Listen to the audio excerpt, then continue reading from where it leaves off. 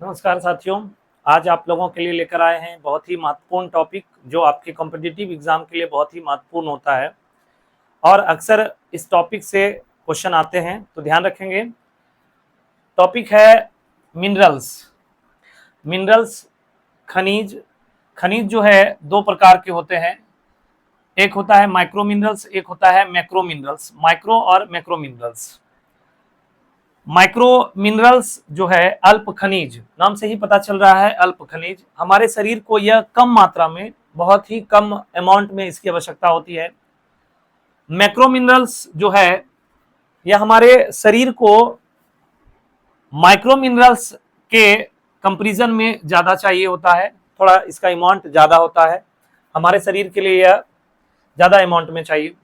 तो micro minerals के अंतर्गत कौन कौन आते हैं? आयरन, कोबाल्ट, जिंक, आयोडीन और फ्लोरीन।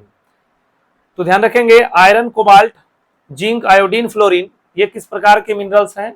तो ये है अल्प खनिज यानी माइक्रो मिनरल्स हैं। जबकि अगर ये देखेंगे कि macro minerals calcium, phosphorus, sodium, potassium और क्लोरीन। तो ध्यान रखेंगे, calcium, phosphorus, sodium, potassium, chlorine ये सभी के सभी क्या है? मैक्रो मिनरल्स हैं। तो ध्यान रखेंगे, इसके बारे में बारीकी से समझते हैं और देखते हैं। तो पहला फंक्शन है आपका आयोडीन यानी अल्प खनिज लेते हैं। तो अल्प खनिज में भी जो है आयरन को देखते हैं। आयरन का काम हमारे शरीर में क्या क्या होता है? तो ध्यान रखेंगे, आयरन हमारे शरीर में हीमोग्लोबिन का फॉर्मेशन करता है, यानी हीमोग्लोबिन के फॉर्मेशन में मदद करता है। कह सकते हैं कि आयरन जो है हीमोग्लोबिन के जो है निर्माण में सहायता करता है, उसके साथ ही जो है विटामिन B9 के फॉर्मेशन में मदद करता है। तो आयरन के बेसिकली दो फंक्शन याद रखना है कि आयरन जो है हमारे शरीर में क्या करता है? तो हीमोग्लोबिन का निर्माण करता है और दूसरा जो है विटामिन B9 के निर्माण में मदद करता है। अगर यही देखेंगे कि आयरन का सबसे अच्छा स्रोत, तो आयरन का सबसे अच्छा जो स्रोत है वह है खजूर। सबसे अच्छा स्रोत, तो आयरन का सबसे अच्छा स्रोत है खजूर। खजूर। तो ध्यान रखेंगे, अब देखेंगे कि आयरन की कमी से क्या होता है और आयरन की अधिकता से कौन सी बीमारी होती है। यहां से भी क्वेश्चन पूछे जाते हैं। तो अगर आपसे क्वेश्चन पूछा जाता है कि कौन सा खनिज जो है हीमोग्लोबिन के निर्माण में मदद करता है, तो ध्यान रखेंगे आयरन। और विटामिन B9 के निर्माण में मदद करता है, तो वो भी होगा आयरन। और आयरन का सबसे अच्छा स्रोत अगर पूछा जाए तो बोलेंगे खजूर। हालांकि इसके अलावा अन्य चीजों में भी जो है आयरन पाए जाते हैं। मांस वगैरह में भी जो है आयरन पाए जाते हैं। और देखेंगे यकृत, मछली और फल सब्जियों में भी जो है, हरी सब्जियों में आयरन पाए जाते हैं। पालक भी आयरन का अच्छा स्रोत माना जाता है। ध्यान रखेंगे, आयरन की कमी से कौन सी बीमारी होती है? तो एनीमिया यानी अरक्तता हो जाती है। जबकि आयरन की अधिकता से जो है कौन सी बीमारी हो जाती है? पॉलीसाइथीमिया।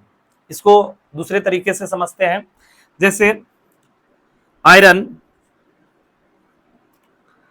आयरन जो है, आयरन का अमाउंट अगर हमारे बॉडी में ज्यादा होगा तो आरबीसी का अमाउंट हमारे बॉडी में ज्यादा हो जाएगा। सॉरी, आयरन का अमाउंट अगर हमारे बॉडी में ज्यादा होगा तो हीमोग्लोबिन का अमाउंट जो है, आयरन की मात्रा बढ़ने पर हीमोग्लोबिन की मात्रा बढ़ जाएगी और हीमोग्लोबिन की मात्रा बढ़ने पर आरबीसी की मात्रा बढ़ जाएगी।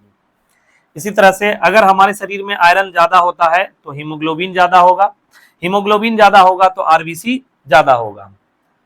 तो आरबीसी जब ज्यादा होगा तो बीमारी कौन सी हो जाएगी? तो ध्यान रखेंगे, आयरन की अधिकता से कौन सी बीमारी होती है? तो पॉलीसाइथीमिया। हीमोग्लोबिन की अधिकता से कौन सी बीमारी होती है? तो भी बोलेंगे पॉलीसाइथीमिया।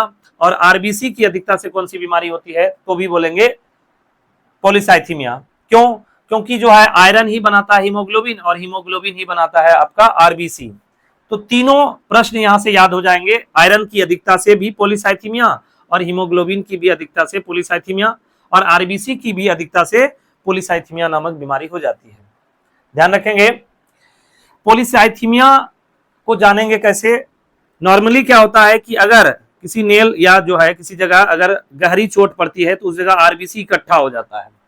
आरबीसी जब इकट्ठा होता है तो क्या होता है, तो ध्यान रखेंगे, आरबीसी इकट्ठा होने पर उस जगह जो है काले धब्बे जो हो जाते हैं। कहने का मतलब पॉलीसाइथीमिया बीमारी में जो है आरबीसी का अमाउंट बढ़ेगा, और आरबीसी का अमाउंट जब बढ़ेगा तो शरीर हल्का काला लगेगा। क्यों? क्योंकि आरबीसी बहुत ही पास पास होंगे, नजदीक नजदीक होंगे, इसलिए। तो ध्यान रखेंगे कि आयरन की अधिकता से अगर पूछा जाए कौन सी बीमारी होती है तो पॉलीसाइथीमिया, और आयरन की कमी से कौन सी बीमारी होती है तो एनीमिया। अब एनीमिया कैसी होती है समझिए। जैसे आयरन का अमाउंट अगर कम हुआ हमारे शरीर में, अगर आयरन की मात्रा हमारे शरीर में कम होती है तो हीमोग्लोबिन की मात्रा जो है हमारे शरीर में कम हो जाएगी।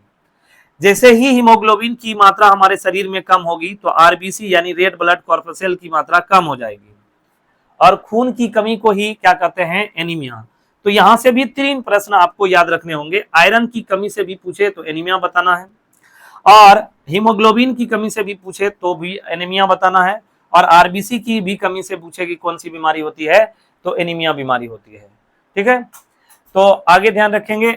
अगला जो होगा वो होगा हमारा कोबाल्ट, उसके बाद जो है जिंक। तो देखेंगे इसको अगले वीडियो में।